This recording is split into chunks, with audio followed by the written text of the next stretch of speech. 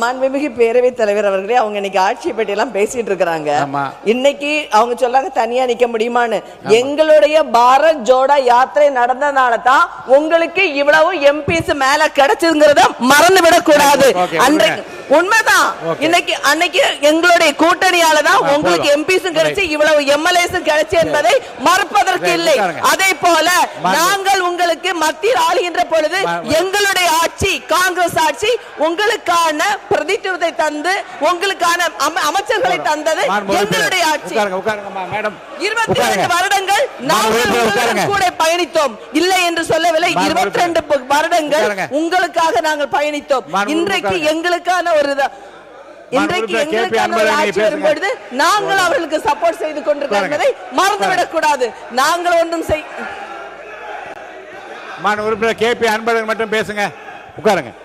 உறுப்பினர் கேபி அன்பழகன் நீங்க பேச தொடங்கலாம். உட்காருங்க. இல்ல மற்றவங்களாம் உட்காருங்க. பாருங்க, நீண்ட விளக்கமும் மாண்பு உறுப்பினர் கேபி அன்பழகன் மற்றவங்க உட்காரு போதும். நல்ல இரு தரப்பும் உங்களுடைய கருத்துக்களை எல்லாம் நீங்க சொல்லிவிட்டீர்கள். உட்காருங்க. அவங்களுக்கு மேட்டத்துக்கா உறுப்பினர் அவங்களுக்கா? சரி உட்காருங்க. எல்லாம் உட்காருங்க.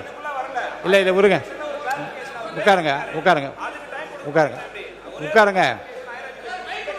மாண்புமிகு பேரவைத் தலைவர் அவர்களே, சட்டமன்ற காங்கிரஸ் கட்சி தலைவர் அவங்க உறுப்பினருக்கு வாய்ப்பளித்த ஒரே நிமிஷம் மட்டும் பதில் சொல்லிட்டு உறுப்பினர் அன்பழகன் மட்டும்தான் பேசுவார். உட்காருங்க. சொல்லுங்க.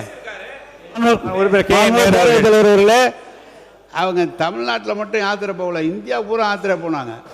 இந்தியா பூரா போது 40 இடம், தமிழ்நாட்டில் மட்டும் 10 இடம் உங்களுக்கு கொடுத்துருக்கோம், ஜெயிக்க வச்சிருக்கோம். போதும்.